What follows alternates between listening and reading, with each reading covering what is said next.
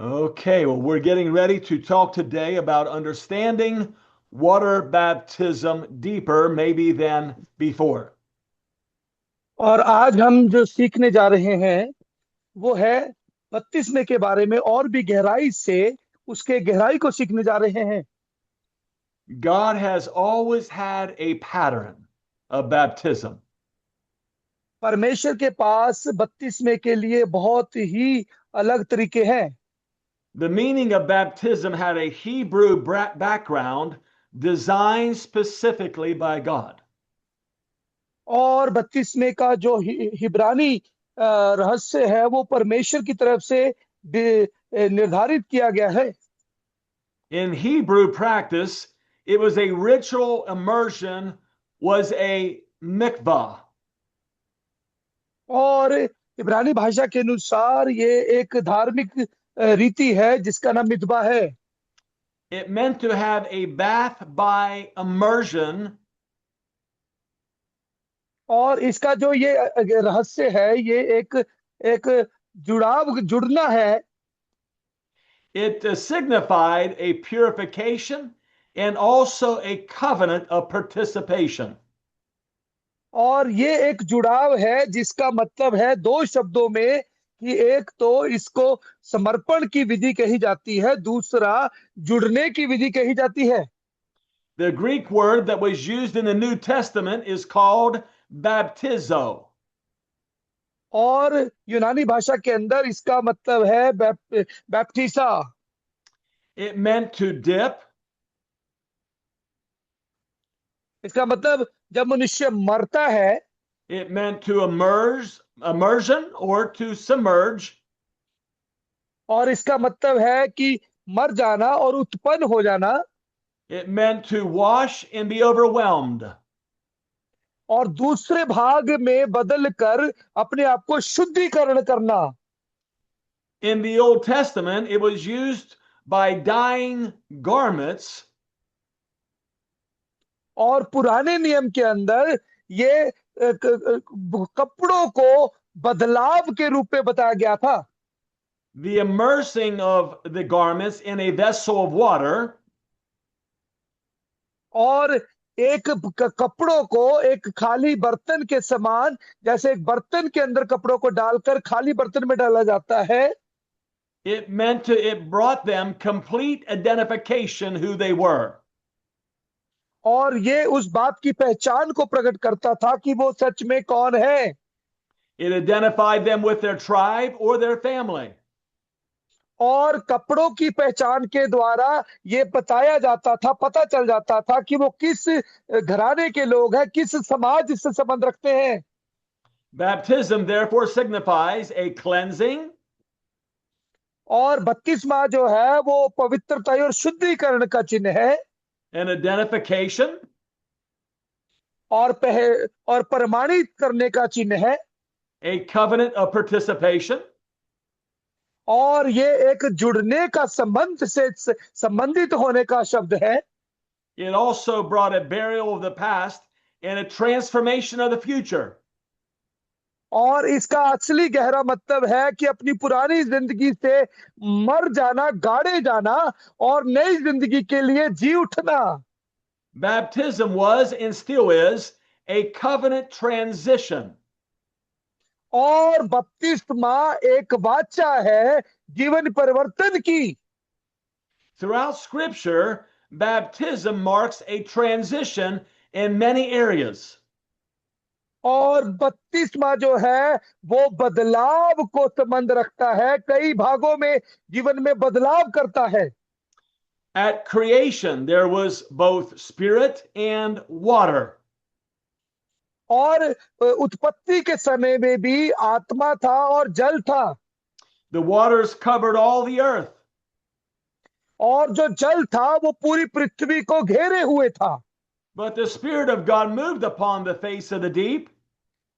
और गहरे जल के ऊपर परमेश्वर का आत्मा मंडराता था।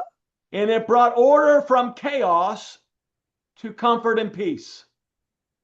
और वो इसलिए था कि उस तकलीफों उसके अंदर वो शांति और आशा उत्पन्न कर सके। And there's two baptisms today, both spirit and water. और आज के समय में भी दो प्रकार का बपतिस्मा है, एक है पानी का बपतिस्मा और एक है आत्मा का बपतिस्मा। And we'll talk about that more as we get there. और हम उसके बारे में और बात करेंगे जब वहां पहुंचेंगे। We find that God also flooded the earth when Noah built an ark.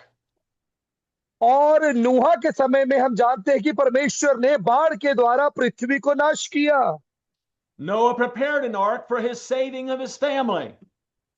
और नूहा ने एक जहाज बनाया ताकि वो अपने घराने समेत उस जहाज के द्वारा बचाए जा सके। Those that did not prepare for the flood, they had judgment. और जिन लोगों ने बाढ़ की चेतावनी को नहीं गंभीरता से लिया, उनके ऊपर परमेश्वर का न्याय प्रकट हुआ। But those 8 souls that got in the boat or in the ark were saved. मगर हैरानी की बात यह है, जो लोग भी, जितने भी लोग जहाज के अंदर थे, वो सब लोग बचाए गए। And God gave them a brand new beginning. और परमेश्वर ने उन्हें एक नई शुरुआत करने का जीवन दिया। We find the Red Sea experience when Israel came out of Egypt. और हम लाल समुंदर का अनुभव पाते हैं जब इस्राएली लोग मिस्र में से बाहर आए। King Pharaoh and all of his army were flooded by the water of the Red Sea. और लाल समुंदर के अंदर राजा फिरौन और उसकी सेना लाल समुंदर के अंदर डूब गई। It brought deliverance from their enemy. और वो उनके शत्रुओं से छुटकारा पाया। And we find that the Jordan River, when they crossed the Jordan River, और हम वहां पर पाते हैं कि जब उन्होंने यरदन नदी को उसको पार करने की कोशिश की, their reproach from their past was removed. और उनको ये बताया जा रहा था कि उनका पीछे का जीवन अब खत्म हो चुका है। And they entered into the promised land. और अब वो वाचा के देश की ओर प्रवेश करने जा रहे हैं। If you read Joshua 4 and 5, they were in Gilgal. और हम जब यहोशू की पुस्तक 4 और 5 पढ़ते हैं तो हम गिलगाल के बारे में पढ़ते हैं। Gilgal means a circle of stones. और गिलगाल का मतलब है पत्थरों का पहाड़। After the crossing of the Jordan, और यरदन पार करने के बाद they set up a memorial unto God of 12 stones for his safety. और उन्होंने परमेश्वर की वाचा को स्मरण करते हुए 12 पत्थर इकट्ठे करके उसका ढेर लगा दिया। 4 things happened when they crossed the Jordan. और उन्होंने जब यरदन पार कर रहे थे 4 घटनाएं उनके साथ घटी। All the reproach of Egypt was rolled away. और वो जो लोग थे मिस्र से निकले हुए थे, उनके लिए वो रास्ता बन गया। They performed the act of circumcision. और वो उनके लिए चलती हुई रास्ते की धार बन गई। At that time was a natural setting. और वहां पर एक प्राकृतिक संबंध के रूप में उसे जोड़ा गया। They also performed the Passover of the observation of their new beginnings. और उन्होंने एक पर्व को भी मनाया कि हमने नई शुरुआत करके हमें एक नया जीवन मिला। उन्होंने पर्व में मनाया।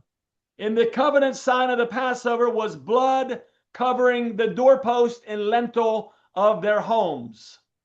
और उन्होंने जब वहां से छुटकारा पाया तो उन्होंने अपने घर की देवड़ियों पर मेमने का लहू लगाकर उन्होंने अपने दरवाजों के ऊपर सुरक्षा घेरा लगाया।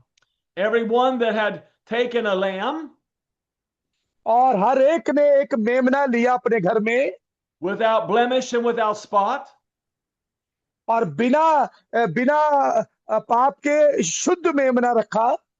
they applied the blood to their doorpost and their lintel, and God passed over them. और उन्होंने उसे अपने दरवाजे, उसके लहू को निकालकर अपनी चौखटों दरवाजे की ऊपर लगाकर अपने आप के बचाव को रखा। Because the blood was applied to their life. और वहां पर वो लहू जो था उनके जीवन के बचाव को प्रकट कर रहा था। All those natural settings in the Old Testament are a very spiritual antidote in the New Testament. और जो भी प्राकृतिक संरचना वहां पर हो रही थी वो नए नियम के अंदर हकीकत में दिखाई गई। In the New Testament, Paul connects all of these things together. और नए नियम के अंदर पौलुस इन सारी चीजों को जोड़ता है। Why don't we read Colossians, the 2nd chapter, verses 6 और- through 15. और हम जब कुलुस्सियों की पत्री हम दूसरा अध्याय पढ़ते हैं, Colossians 2, verses 6 through कुलुस्सियों की 15. पत्री कुलुस्सियों की पत्री 2 अध्याय उसका हम 6 से लेकर 15 तक पढ़ते हैं।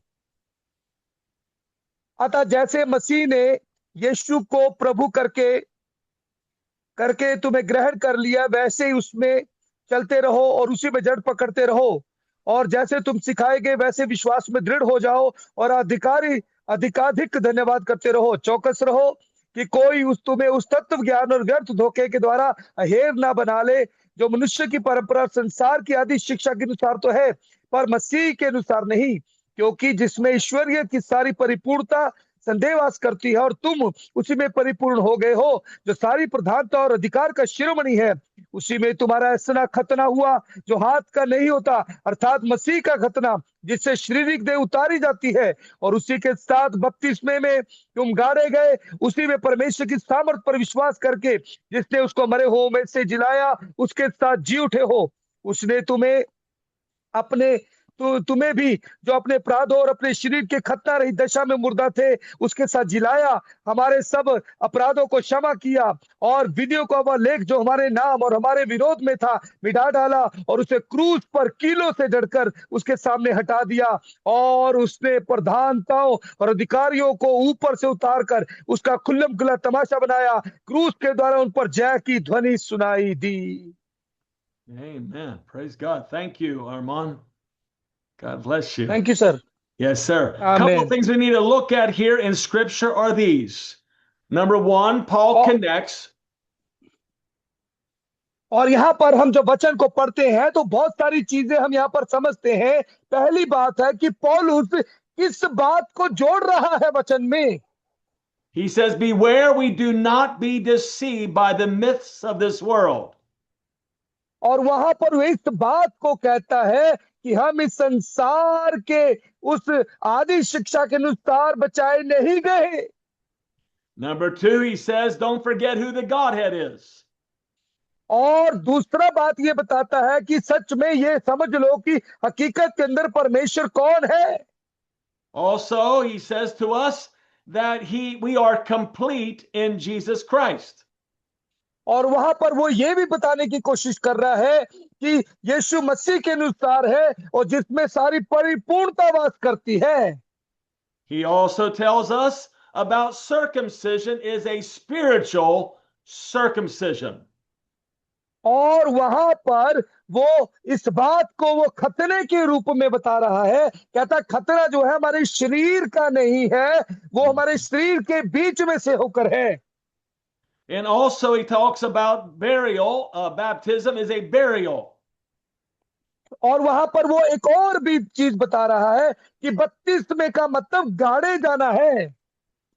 And then he says it's a removal of sin through Jesus Christ. और वहां पर यह बताता है कि अपने अपराधों को जो शरीर में खतना रहित थे यीशु के द्वारा दूर किए जाना। Amen. Very good. So let's go deeper. So baptism is described as a burial with Christ. With Christ. Very key. और यहाँ पर जो मुख्य बात प्रकट की गई है, बपतिस्मा जो है मसीह यीशु के साथ गाड़े जाना है। So let's first go to 1 Corinthians 5 and 7. 1 Corinthians 5 and 7. आइए हम पढ़े पहला कुरिन्थियों की पुस्तक उसका 5 अध्याय उसका 7वां वचन।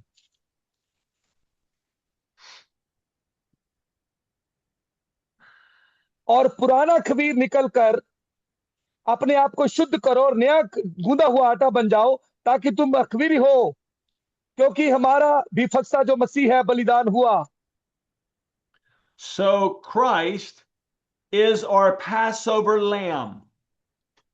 और यीशु मसीह जो है हमारा फसह है, हमारा बलिदान है। Just like the lamb that was applied to the doorpost back in Israel's time out of Egypt, और जैसे इजरायलियों के समय में जब वो मिस्र से निकल रहे थे तो उनको मेमने के द्वारा, लहू के द्वारा उन्होंने अपने घराने के ऊपर बचाव का लहू लगाया, उसी प्रकार यीशु मसीह हमारा मेमना, हमारा फसह है। so in the New Testament, he is our Passover lamb also. और नए नियम के अंदर भी यीशु मसीह हमारा बलिदान किया हुआ मेमना है। So let's read Acts 22 and 16. आइए हम पढ़े प्रेरितों की किताब उसका उसका 22 अध्याय उसका 16 वचन को पढ़ेंगे।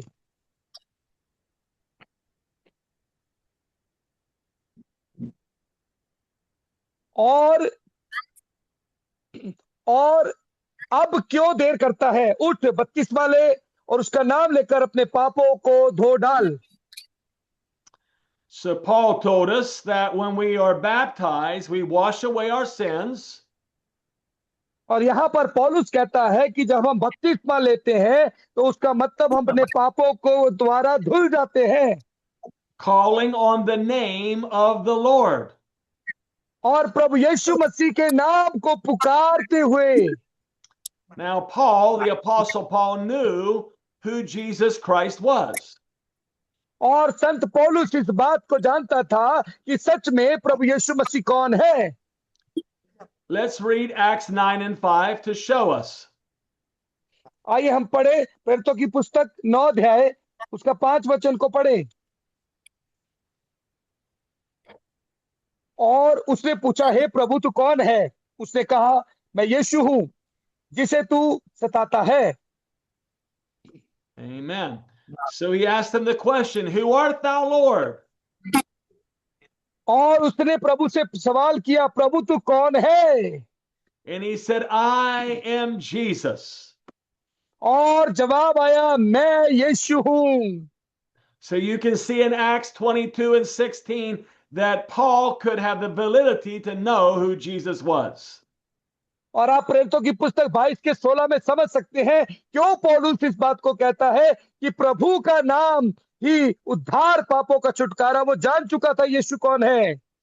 We also see the new birth is being told by Jesus to Nicodemus. और निकोदेमुस के समय में हम यीशु मसीह की शिक्षा को देखते हैं कि यीशु मसीह ने निकोदेमुस को कहा कि जब तक कोई पानी से जन्म ना ले तब तक वो उद्धार नहीं पा सकता। Read John 3, 3 through 5, please. और आइए हम पढ़े यूहन्ना की पुस्तक उसका 3 अध्याय उसका 3 से लेकर 5 वचन तक। यीशु ने उसको उत्तर दिया, मैं तुझसे सच सच कहता हूं, यदि कोई नए सिरे से ना जन्मे तो परमेश्वर के राज्य को देख नहीं सकता। निकोदेमुस ने उससे कहा, मनुष्य जब बूढ़ा हो गया तो कैसे जन्म ले सकता है? क्या वो अपनी माता के गर्भ में दूसरी बार प्रवेश करके जन्म ले सकता है? यीशु ने उत्तर दिया, मैं तुझसे सच सच कहता हूं, जब तक कोई मनुष्य जल और आत्मा से न जन्मे तो वो परमेश्वर के राज्य में प्रवेश नहीं कर सकता। So notice in John 3 and 5, he said, except a man be born of water and of the Spirit, he cannot enter into the kingdom of और God. ध्यान से समझे यीशु क्या कह रहा है। यीशु ने कहा है कि मैं तुमसे सच कहता, जब तो कोई मनुष्य जल और आत्मा से ना जन्मे तो वो परमेश्वर के राज्य में प्रवेश नहीं कर सकता। Notice the two things, water and the Spirit. और यहाँ पर दो बातों को देखिए, पानी और आत्मा। It goes back to the Genesis 1 and 1 and 2 and 3. और हम यहाँ पर उत्पत्ति 1 का 1 और 2 का 3 पढ़ते हैं। That water covered the earth. और पानी ने पृथ्वी को घेर रखा था। The Spirit of God moved. और परमेश्वर का आत्मा मंडराता था। And he parted the waters. और उसने पानी के ऊपर मंडराता था। And the earth had a brand new start. और उसने पानी को बंटवारा किया और पृथ्वी नए तरीके से निकली। That's what baptism does in the spiritual for us. और इसीलिए बपतिस्मा हमारे लिए आत्मिक बचाव का कारण है। We find that after Jesus Christ left this earth and went back into heaven, और हम जानते हैं कि प्रभु यीशु मसीह जब पृथ्वी पर से वापस स्वर्ग की ओर लौट गया तो his disciples began to fulfill this exact thing. और उसके चेलों ने भी उसकी पूरी नक्शे कदम पर चलना शुरू कर दिया। And on the day of Pentecost in Acts the 2nd chapter, और प्रेरितों की पुस्तक उसका 2 अध्याय, Peter preaches a message और पत्रस जो है वो लोगों को संदेश देता है about the death, the burial, and the resurrection. और वो कहता है कि मारे जाना, गाड़े जाना, जी उठना और पुनरुत्थान पाना। And we find that the people of that day asked Peter, "What shall we do?" और वहां पर हम देखते हैं कि लोगों ने पत्रस से पूछा कि हमें क्या करना चाहिए। In Acts the 2nd chapter, verse 36 through verses 38 tells us. और यहाँ पर हम प्रेरितों की पुस्तक 2 अध्याय उसका 36 वचन से लेकर अगर हम 38 वचन तक पढ़ते हैं तो इस प्रकार पत्रस जवाब देता है लोगों को, अतः अब इजराइल का सारा घराना निश्चित रूप से जान ले कि परमेश्वर ने उसी यीशु को जिसे उसने क्रूस पर चढ़ाया प्रभु भी ठहराया और मसीह भी। तब सुनने वालों के हृदय छिद गए और वे पत्रस और शेष प्रेरितों से पूछने लगे, हे भाइयों हम क्या करें? पत्रस ने उनसे कहा, मन फिराओ और तुम में से हर एक अपने अपने पापों की क्षमा के लिए यीशु मसीह के नाम से बपतिस्मा ले तो तुम पवित्र आत्मा का दान पाओगे। Look at verse 38. Number 1, Peter said to repent. और यहाँ पर हम देखें 38 नंबर को देखें तो पवित्र आत्मा का दान पाओगे। Repentance is a form of spiritual death to the flesh. और यहाँ पर जो पश्चाताप है, प्रायश्चित करना, क्षमा पाना जो है वो शारीरिक इच्छाओं से मरकर आत्मिक जन्म लेना है। When we repent, we die out to sin. और जो पश्चाताप है वो हम पापों से माफी मांगते हैं। Baptism is our burial. और बपतिस्मा जो है हमारा पापों से मरना और बपतिस्मे का मतलब गाड़े जाना। And Peter said that everyone should be baptized in the name of Jesus Christ. और पत्रस यहाँ पर लोगों को कहता है कि हर एक अपने पापों से माफी मांगकर यीशु मसीह के नाम से बपतिस्मा ले।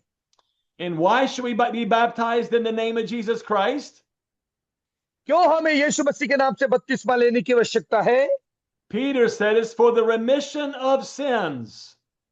और पत्रस कहता है पापों की क्षमा के लिए। It removes our sins. ये हमारे पापों से हमें शुद्ध करता है।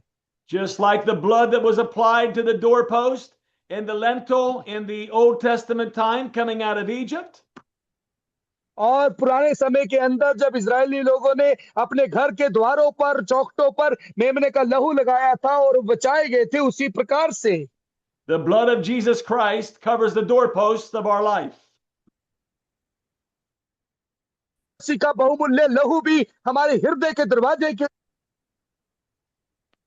And when we're baptized in Jesus' name, it removes our past and buries it.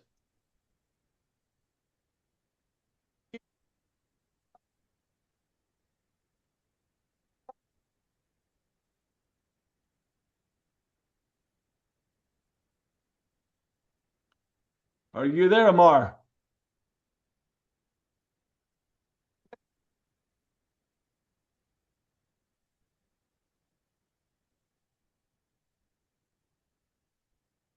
I think we lost Amar. Can someone else interpret for me? Pastor Jai Bhagwan, please take care of that. Jai Bhagwan. Okay. That Yeah, will be. because I think it's signal problems maybe. I understand. Sure, absolutely. So when we're Okay. baptized in Jesus' name, तो यीशु के नाम में बपतिस्मा लेना, we apply the blood of Jesus Christ to our life. हम प्रभु यीशु मसीह के खून को अपने जीवन में लागू करते हैं, It buries our old nature of sin. और वो जो है हमारे पाप के पुराने स्वभाव को खत्म कर देता है, धो देता है, And it gives us a brand new start as a saint. और अब हमें वो परमेश्वर में नई शुरुआत देता है। And then Jesus promised through his word that we would receive the gift of the Holy Ghost. और तब यीशु मसीह परमेश्वर के वचन में कहते हैं कि तब हम पवित्र आत्मा का दान पाते हैं। And we're going to talk about that in 2 weeks when I come back. और हम इस बारे में 2 सप्ताह के बाद बात करेंगे। So the question we had last week on the baptismal formula of Matthew 28 and 19 और जो पिछले सप्ताह का हमारा जो बपतिस्मे का जो फॉर्मूला था, सिद्धांत था, वो मत्ती 28 अध्याय में से he said to be baptized in the name of the Father and of the Son and of the Holy Ghost. और वहां लिखा है कि उन्हें पिता और पुत्र और पवित्र आत्मा के नाम से बपतिस्मा दें। So it shows us in the book of Acts the pattern. और यहाँ प्रेरितों की किताब में हमें उस नमूने को पाते हैं।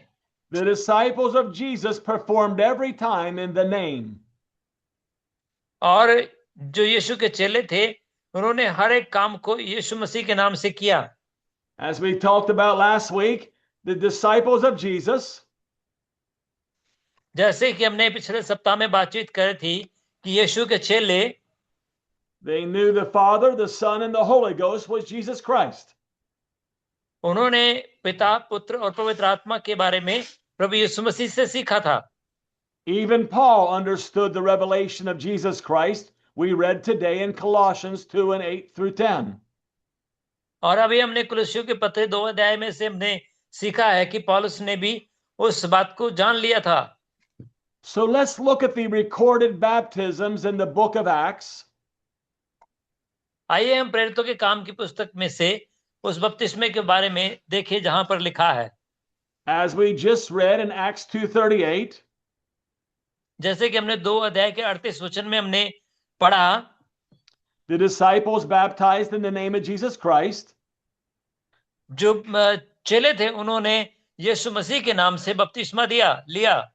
Let's read Acts 8 in verse 16. आइए हम प्रेरितों के काम 8 अध्याय का 16 वचन पढ़ेंगे। लिखा है, क्योंकि वह अब तक उनमें से किसी पर भी ना उतरा था, उन्होंने तो केवल यीशु के नाम से बपतिस्मा लिया था। So they baptized in the name of the Lord, Jesus. और वहां पर उन्होंने प्रभु यीशु के नाम से बपतिस्मा लिया था। Let's go to Acts 10th chapter, verse 48. आइए हम 10 अध्याय के 48 वचन में हम जाएंगे। लिखा है कि और उसने आज्ञा दी कि उन्हें यीशु मसीह के नाम से बपतिस्मा दिया जाए। तब उन्होंने उससे विनती की कि कुछ और दिन उसके साथ रहें। So again, they were baptized in the name of the Lord. The Lord's name is Jesus. और वहां भी जिस नाम से उनको बपतिस्मा दिया गया, वो नाम प्रभु यीशु मसीह का नाम है। Let's read Acts 19 and 5. आइए हम 19 अध्याय का 5 वचन भी पढ़ेंगे। लिखा है कि यह सुनकर उन्होंने प्रभु यीशु के नाम में बपतिस्मा लिया। So they were baptized in the name of the Lord Jesus. Again, you see that. यहाँ आप फिर से देखते हैं कि उन्होंने प्रभु यीशु के नाम में बपतिस्मा लिया। And then we also read earlier Acts 22:16, and they were calling on the name of the Lord.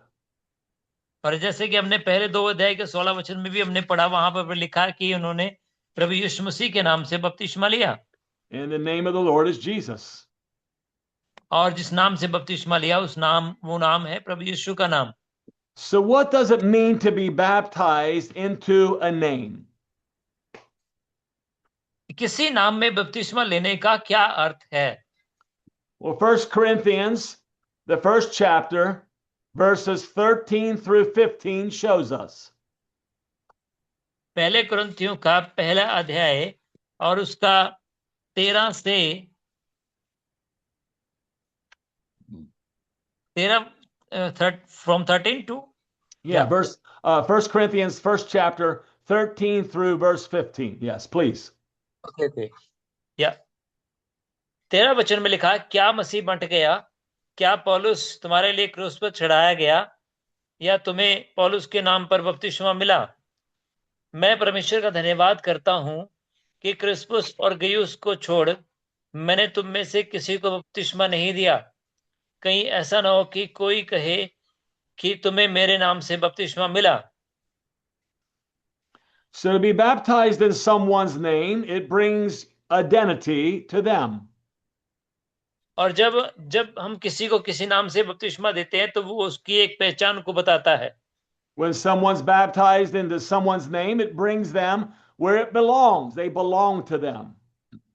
और जब वो कोई किसी के नाम से बपतिस्मा लेता है तो ये बताता है कि वो उसके साथ जुड़ा हुआ है या उसका है। And when someone is baptized into a name, it brings them under their authority. और जब कोई किसी के नाम में बपतिस्मा लेता है तो वो उसको उसके अधिकार में लेकर आ जाता है। So let's read Romans 6, verses 3 and 4, please.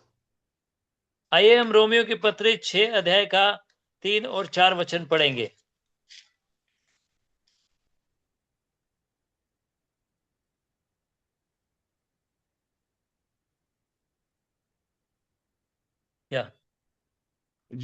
तुम नहीं जानते कि हम सब जिन्होंने यीशु मसीह का बपतिस्मा लिया उसकी मृत्यु का बपतिस्मा लिया, और उस मृत्यु का बपतिस्मा पाने से हम उसके साथ गाड़े गए, ताकि जैसे मसीह पिता की महिमा के द्वारा मरे हुए में से जलाया गया, वैसे ही हम भी नए जीवन की सी चाल चलें।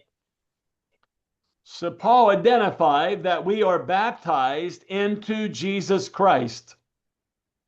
और पौलुस बताता है कि हमें यीशु मसीह में बपतिस्मा लिया गया है। And that fulfills being buried with him in baptism. और यहाँ पर बपतिस्मे के उस सिद्धांत को बताया गया है। Let's read Galatians, the 3rd chapter, verse 27. आइए हम गलातियों की पत्री 3 अध्याय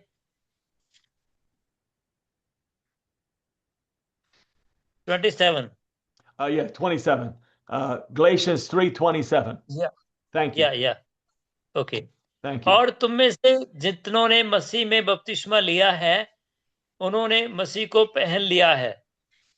So when we're baptized into Jesus Christ, we put him on. और जब हम बपतिस्मा लेते हैं यीशु मसीह के नाम में, तब उसे हम पहन लेते हैं। That's why they said we're dyed in the wool. Sorry? That's why they said from Old Testament scripture, we're dyed into the wool. The garment's been changed. और यहाँ पर नए नियम में बताता है कि किस प्रकार से उन्होंने उसमें बपतिस्मा लिया और वो उसमें मर गए। Amen. Colossians 3:17 is a very important factor to our walk today in the New Testament.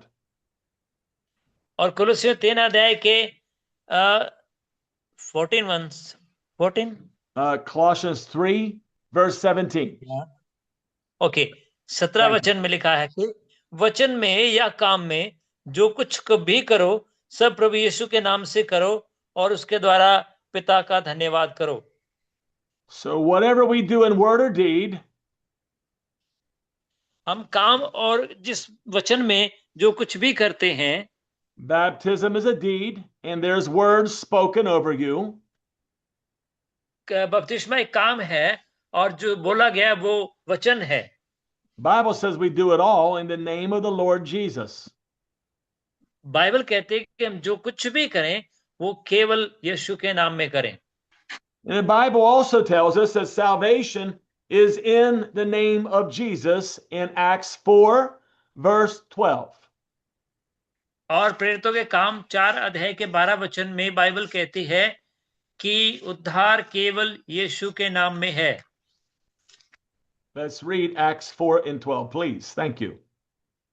किसी दूसरे के द्वारा उद्धार नहीं, क्योंकि स्वर्ग के नीचे मनुष्य में और कोई दूसरा नाम नहीं दिया गया जिसके द्वारा हम उद्धार पा सकें।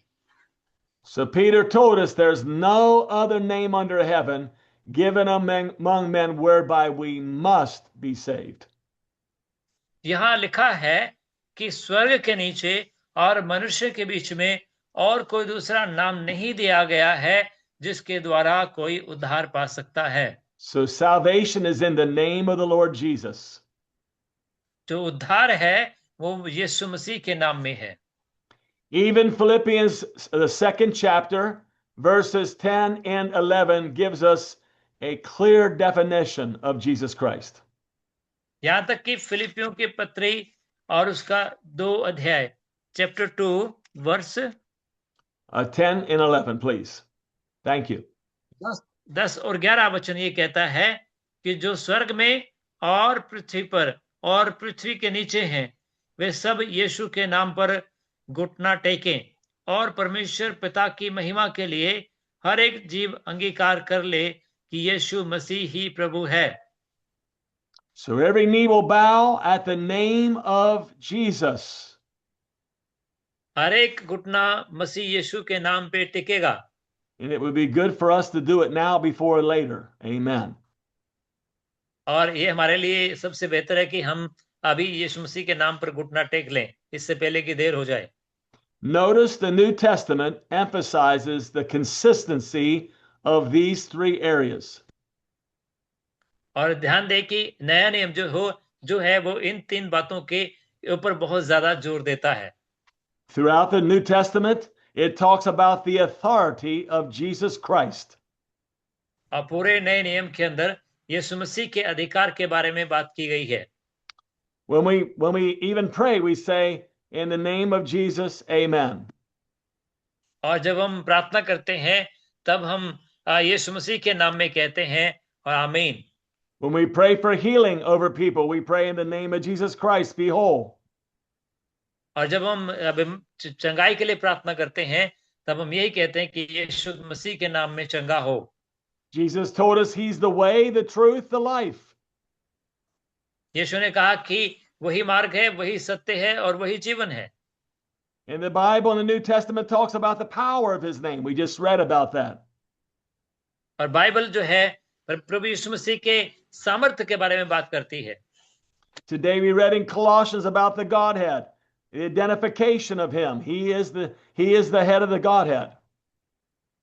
और यहाँ पर बताया गया कि परमेश्वर जो है वो परमेश्वर का सिर है, मुख्य है। So the conclusion is we need to make sure that we're buried with Christ in baptism through, that's how we do it, through baptism. और हमें इस बात पर जाना है कि बपतिस्मा जो है मसीह के साथ गाड़े जाना है। Like we talked about today, the conclusion is when we're baptized in the name of Jesus Christ, we become identified as his bride. और जब हम यीशु मसीह के नाम में बपतिस्मा लेते हैं तब हमारी पहचान होती है उसके दुल्हन के रूप में। Just like the Old Testament, we make a covenant application in our life with Jesus. और जैसे कि पुराने नियम में बताया है कि जैसे प्रतिज्ञा जो है वो मसीह यीशु में हमारे ऊपर लागू होती है। Being baptized in Jesus' name is associated with remission of sins or the removing of sins. और यीशु मसीह के नाम में बपतिस्मा लेने का अर्थ है पाप के प्रभाव से मुक्ति पाना और छुटकारा पाना। And our connection in baptism in Jesus' name gives us a new birth or a new opportunity to walk with him.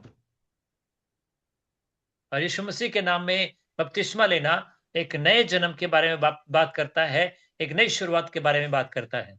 And let's finish with Ephesians 4 verses 5 and 6. आइए हम इफिसियों 4 अध्याय और उसके 5 और 6 वचन के साथ हम समाप्त करें।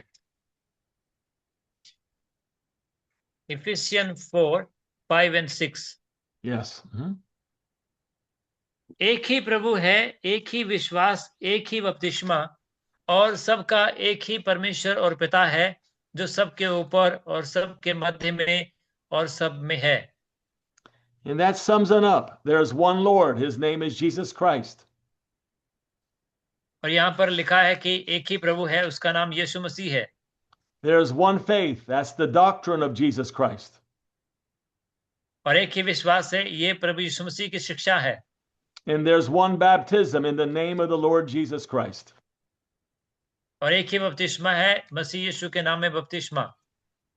And the spirit he has is he's God above all, through all, and in you all. और उसके पास वो आत्मा है, वो नाम है जो सब नामों में श्रेष्ठ है। And we'll talk more about that in 2 weeks. और 2 सप्ताह के बारे में हम इसके बारे में और ज्यादा बातचीत करेंगे। So you can see the importance of being baptized in the name of Jesus Christ today. और आज हमने इस बात के महत्व को देखा है कि मसीह यीशु के नाम में बपतिस्मा लेना क्या है। Matter of fact, we probably should close with one more verse or one more area, because many people say, well, I've been baptized once. Do I need to be rebaptized? और एक और बात हम देखेंगे, और कई लोग ऐसे कहते हैं कि यदि मैं एक बार बपतिस्मा ले चुका हूं, क्या मुझे दोबारा बपतिस्मा लेना चाहिए? And let's go to Acts, the 19th chapter, verses 1 through 6. 1 through 6, please. अध्याय का 1 से 6 वचन तक पढ़ेंगे। जब अपुल्लोस कुरिन्थुस में था, तो पौलुस ऊपर के सारे प्रदेश से होकर इफिसुस में आया। वहां कुछ चेलों को देखकर उनसे कहा, क्या तुमने विश्वास करते समय पवित्र आत्मा पाया? उन्होंने उससे कहा, हमने तो पवित्र आत्मा की चर्चा भी नहीं सुनी। उसने उनसे कहा, तो फिर तुमने किसका बपतिस्मा लिया? उन्होंने कहा, यूहन्ना का बपतिस्मा। पर उसने कहा, यूहन्ना ने यह कहकर मन फिराव का बपतिस्मा दिया कि जो कोई मेरे बाद आने वाला है उस पर, अर्थात यीशु पर विश्वास करना। तो यह सुनकर उन्होंने प्रभु यीशु मसीह के नाम में बपतिस्मा लिया। जब पौलुस ने उन पर हाथ रखे तो पवित्र आत्मा उन पर उतरा और वह भिन्न भिन्न भाषा बोलने और भविष्यवाणी करने लगे। So it clearly shows us that these were good people. और ये दिखाता है कि जो यहाँ पर लोग थे वो भले लोग थे। They followed the doctrine of John the Baptist. और वो यूहन्ना बपतिस्मा देने वाले की शिक्षाओं का पालन करते थे। But when they heard Paul speak about being rebaptized in the name of Jesus Christ, they did it. और जब उन्होंने पौलुस को सुना और तब उन्होंने पूछा और फिर से उन्होंने यीशु मसीह के नाम पर बपतिस्मा लिया। And if we want to follow Jesus Christ, we must be baptized in the name of Jesus Christ. यदि हम Amen. यीशु मसीह के बातों को पालन करना चाहते हैं तो हमें यीशु मसीह के नाम में बपतिस्मा लेना चाहिए। And I want to thank you for being such a great audience. We appreciate all of you. God bless you. अच्छे श्रोता होने के लिए मैं आपकी सराहना करता हूं और मैं आपकी प्रशंसा करता हूं। परमेश्वर आप सबको बहुत से आशीष दे। And I want to say that I appreciate both of our interpreters today. You both did an awesome job. Thank you. Thank you. और मैं दोनों अनुवादकों का भी धन्यवाद करता हूं, उन्होंने एक अच्छा काम किया है। धन्यवाद। And God bless you, and pass this on to someone else. Amen. Thank you so much for your